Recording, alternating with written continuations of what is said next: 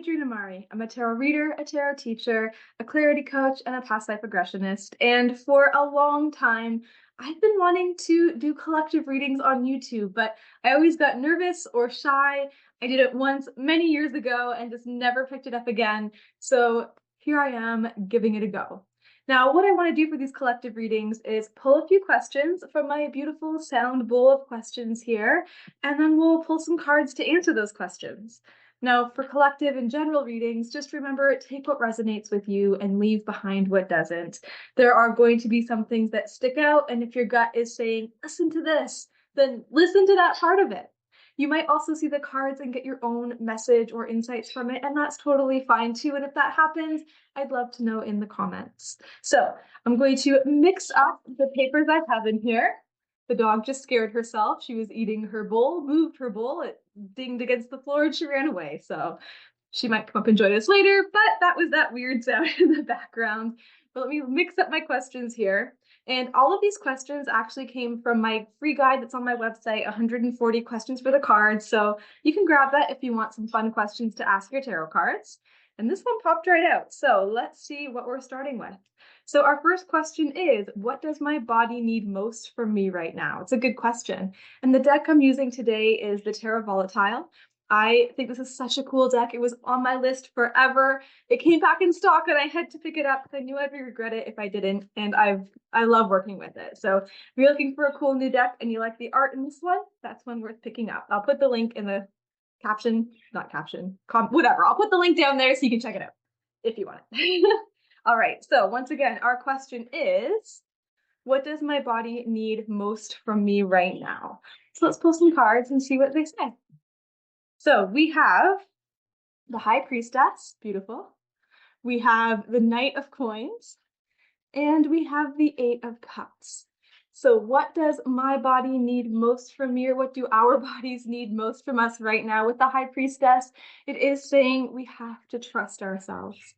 Now, the High Priestess is the card of intuition, right? She is the one that sits on the veil of the conscious and the subconscious. She's very much in tune with her intuition, with her inner wisdom, with her inner voice, and it encourages us to listen to those parts of ourselves.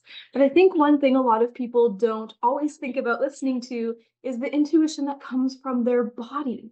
So where do you feel it? Where do you actually have physical sensations in your body, and how can you listen to them and how can you follow them?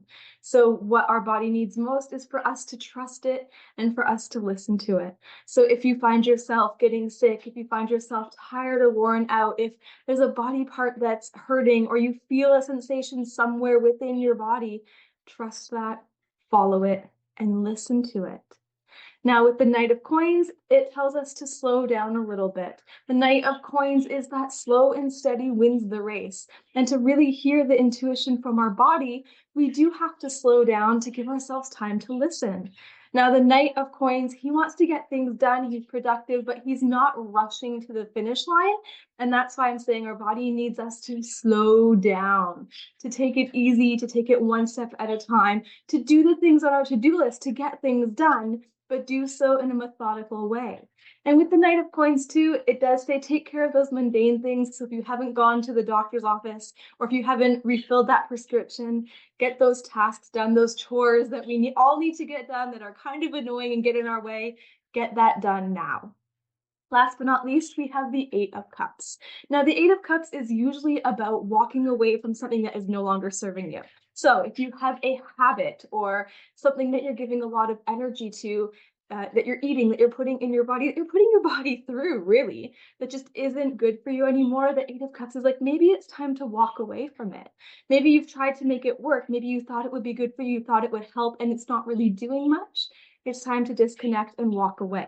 Just in general, on a more mundane level too, the Eight of Cups is our body saying, go for a walk.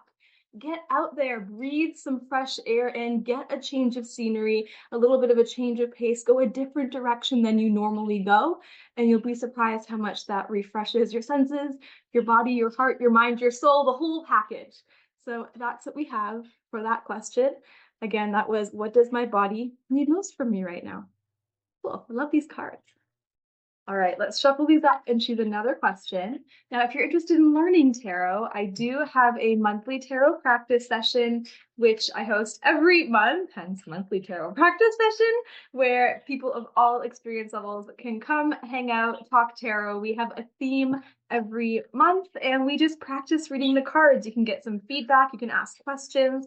And it's a really great supportive environment to practice the art of reading tarot, because I know when you're learning tarot, especially, it can be a very solitary journey. And sometimes you are like, am I on the right track? And what I'm saying, got it out, is what I'm saying making any sense whatsoever, or am I totally out in the field? So it's kind of nice to have that feedback and have that community. All right, so next question.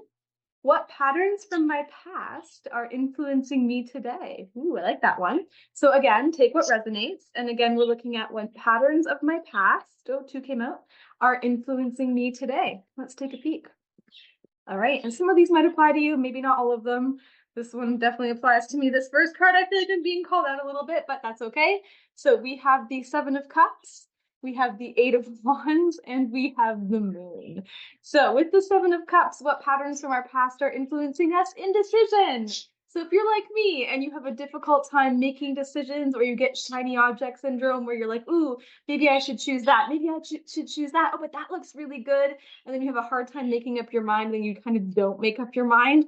The Seven of Cups is that reminder that we do need to tap in to our intuition, to trust ourselves, to make the choice that is right for us, and not get distracted by everything else that's going on, including a little bit of that delulu that we give into every now and then. So trusting that intuition, that gut feeling, to know which option is best for you. So the pattern that's influencing us is not doing that, not giving into that gut feeling and getting distracted and giving into all the different possibilities that we could go. So make your choice and trust yourself to make the right one. Now with the Eight of Wands, this can be hurried decisions. So if you sit on the fence, sit on the fence, sit on the fence, then go, that could definitely be relating to that, because those two cards work beautifully together. The Eight of Wands too, though, can be impulsiveness. So if you have a pattern of just really being impulsive, not necessarily thinking it through, just acting when you need to act, or on the opposite side, dragging your feet when you know you're supposed to act, that's a great card for that. Not a great card because we don't want to be doing that, but we have to remember that that pattern is influencing us now. So the Eight of Wands is telling you to act when the time is right. So if it feels good, if it feels aligned, say yes, jump on board. It's not saying say yes to everything, because we don't need to do that and overload ourselves, but it's trust your instincts to know when it's time to act and say yes to something. So we want to make sure that we're leaning into the good side of that and not the impulsive side of that where we get lost and spin our wheels. Now our last card is the Moon. So what from our past is influencing us? Oh, our fears, our anxieties, our illusions, the stories we tell ourselves, the mountains that we make out of molehills. So I would really ask you to slow down for a little bit and to reflect on how you're seeing things, because the moon often is our perspective or our perception on things. I always like to think of the moon as like, you know, when you look outside and there's like, it's dark out, it's nighttime, right? And you're in your house and you're looking out the windows because you're at the window for whatever reason, washing the dishes or who knows, and you see a little rustling in the bushes. And you think, oh my God, it's a serial killer. They're coming to get me. I'm not going to make it through the night. And then you flick on your light and you see it's a possum and you think, oh, probably be okay. Wasn't that big of a deal. That's very much what the moon can feel like. It's those things that we create in our minds, those stories that we create in our minds that make it very foggy, and it's confusing to see through it because we are giving into that narrative that isn't really based in reality. It's based on the shadows, right? So turn on the light and see things for what they are. And I would say, where have you done that before? And how are you doing that again now? How is that influencing you again now? Look at those patterns and click on that light to see things for what they are so that you can move through it. Two big cards here saying, actually three big cards, I would say this is more instinct, but intuition cards here are saying trust your intuition. Trust those subconscious messages that you get, that you maybe dream about. Maybe you see repeating patterns. Maybe you just feel it in the pit of your stomach. Trust yourself so that we can move through these patterns and through the other side, so they're no longer influencing us in the here and the now. So that's what we have there. I think this Eight of Wands is also super cool with the eyeball. It's really intense looking to me, but in a good way. Usually you will see the Eight of Wands as 8 wands flying through the air because it's that speed. But this is like coming down in a different way, but I still love it. So cool card. All right, let's do one more shuffle up and one more question.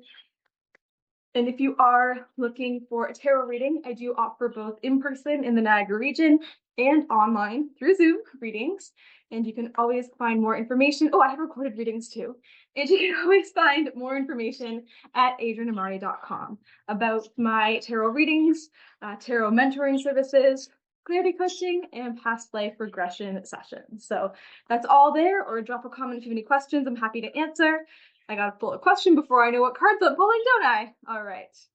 And our last question for this video is, how can I best take care of my mental health? Is there a theme tonight or what? We had the body part first, now we have our mind, but how can I best take care of my mental health? And of course, take what resonates, leave behind what doesn't. I'm not a psychologist, just feel like I should throw that out there as I'm doing this. Okay, so of course, so we have the Knight of Swords, we have the Sun, love that, and we have the Four of Cups. So how can I best take care of my mental health? The Knight of Swords is all about action. So it is saying if you are struggling, if your mental health isn't great right now, take action on it. Do something about it. Something positive, something that puts you in the right direction, something that is based in logic and that allows yourself to express yourself.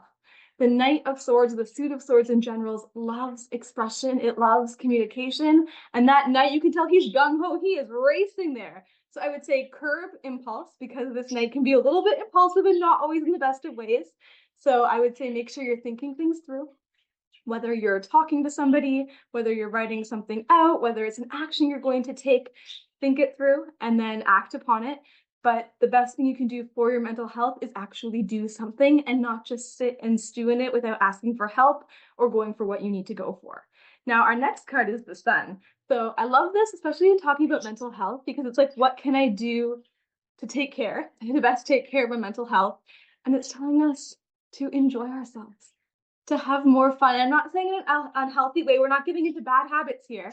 But the Sun is that pure happiness, that pure enjoyment. They're all naked, they're all fun and free.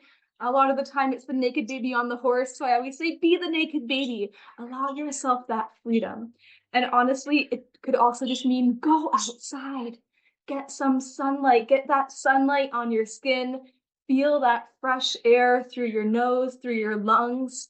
Get outside and enjoy the world around you. The Sun wants joy, it wants vibrancy, it wants happiness, most of all, it wants freedom. So what makes you feel free? What makes you laugh?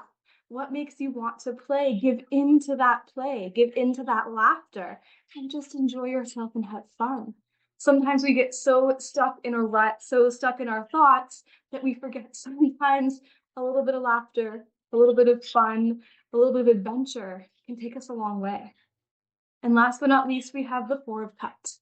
Now, the Four of Cups is an emotional card, so it can say, sometimes for our mental health, we do have to disconnect. We do have to stagnate, and I think we have to know that that's okay sometimes. You can't feel all the feelings all the time and expect to have the energy and the motivation to move through it all. Now, the Four of Cups can be a bit of a sulky pants, right? Like a blah feeling. And sometimes it's okay to give into that feeling a little bit, to disconnect that emotional piece so that you can make it through the day and get the rest that you need. At the same time, though, the Four of Cups says take opportunities that are offered to you when they feel right, because what are you missing by kind of sitting or stewing in that energy?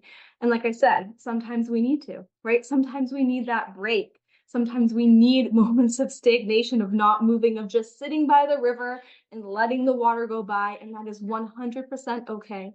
But don't sit there for too long. Remember, when there are opportunities that feel right for you, allow yourself to see them and act upon them. And that opportunity could be getting the help you need, talking to somebody, expressing yourself, journaling it out, going into the backyard and screaming, doesn't matter, but some way of getting any of that negative thought, that negative energy out of there, and not allowing that narrative to perpetuate. Because with the Knight, it can. You can tunnel vision. We don't want to tunnel vision ourselves. So we want to make sure that we are open, that we are curious, we're exploring, and most importantly, we're having fun and we're laughing a little bit because we all need that in life. So that's what we have there. All right. Well, I hope that you enjoyed this little set of questions for the collective. If you have any questions about the readings today, feel free to drop a comment below. Drop a comment in the comments. Drop it below. I'll always reply. If you want more of me, you can follow me pretty much everywhere at Adrienne Amari or Adrienne Amari Tarot. And I hope you have a lovely rest of your day, evening, morning, whatever it is, wherever you are. Enjoy yourself, love yourself, give yourself some compassion, some kindness, and I'll see you later. Bye.